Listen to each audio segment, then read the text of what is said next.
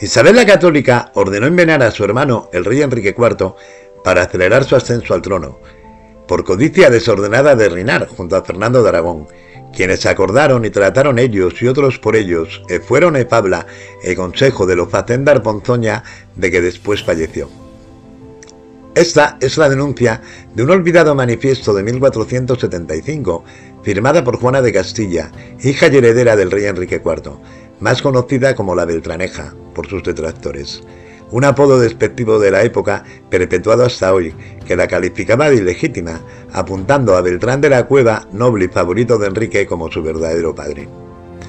El documento firmado de su puño y letra, con el que Juana y sus partidarios trataban de contrarrestar la campaña política contra ella de Isabel, a la que denominaban reina de Sicilia con desprecio, negándole su condición de castellana, por su matrimonio con Fernando, príncipe de Aragón y rey de Sicilia.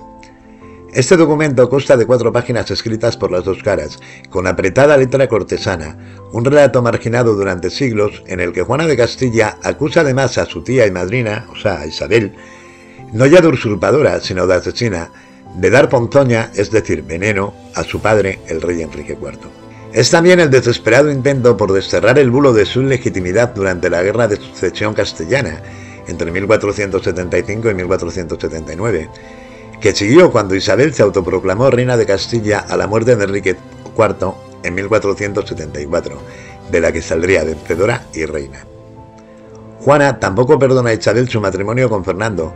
Se casó y celebró matrimonio con el dicho rey de Sicilia, Fernando de Aragón, sellando partes en grado prohibido, sin tener dispensación apostólica, un dardo intencionado porque Isabel y Fernando eran primos segundos y se habían casado en 1489 sin disponer del permiso del Papa. Del documento acusador de Juana a Isabel solo existe un original enviado a la ciudad de Zamora y una copia del siglo XVI de la destinada a Madrid. Es precisamente la copia del siglo XVI la que ha hallado ahora la profesora de Historia medieval de la Universidad Carlos III, María Jesús Fuente, en la Biblioteca Hudson de la Universidad de Harvard, tal y como publica en un artículo de investigación en el número de febrero de la Aventura de la Historia, en la que analiza un texto que ha sido despreciado por la historiografía. Se trata de una copia de la carta del manifiesto destinada por Juana a la Villa de Madrid, que jamás se publicó porque desapareció. El original existe, no obstante, y se encuentra en el Archivo Histórico de Zamora, tras ser descubierto a principios del siglo XX por José Fernández Domínguez, que lo transcribió en una modesta edición de 1929 titulada La Guerra Civil a la muerte de Enrique IV, Zamora, Toro y Castruñuño. Pese a su gran valor, ese original no tuvo apenas repercusión, tal y como explica a Crónica Óscar Villarroel, profesor de Historia Medieval en la Universidad Autónoma, autor de la reciente Juana la Beltraneja, la construcción de una ilegitimidad. ¿Qué dice Juana? No solo el envenenamiento es la acusación sobre su tía. A Isabel y a su esposo Fernando, futuros reyes católicos, los califica de mala y siniestra intención, por el hecho de negar ser yo hija del rey, de Enrique IV. El texto está ordenado y bien escrito, demasiado bien para una niña de 13 años. De lo que nadie duda es de que es suya la firma del documento. El resto habría sido inducido, pues a diferencia de Isabel, Juana fue manipulada durante años por los nobles y su esposo y tío, Alfonso V de Portugal, con el que se casó en 1475.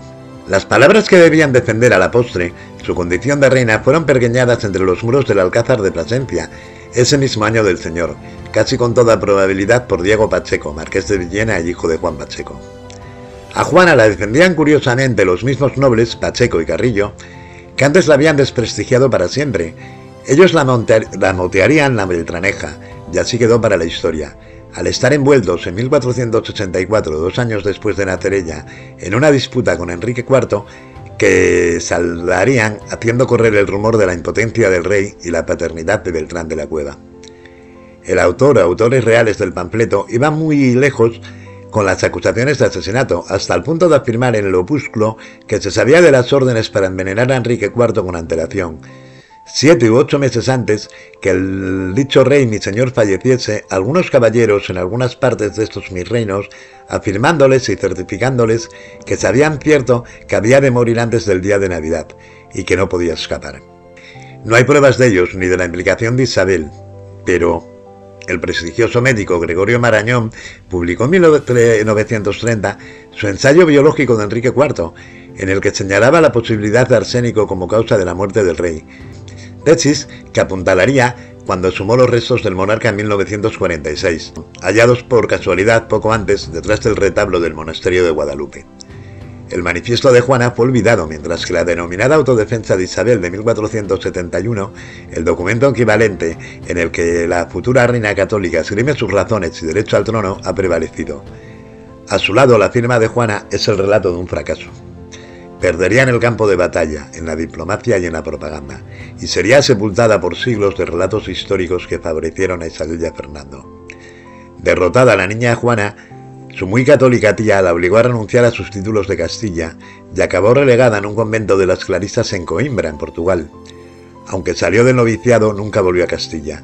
Murió en 1530 recluida en Lisboa, de donde desaparecieron sus restos en el terremoto de 1755. Un último y macabro giro del destino que impide por siempre contrastar su ADN con el de Enrique IV y despejar las dudas eternas sobre su legitimidad.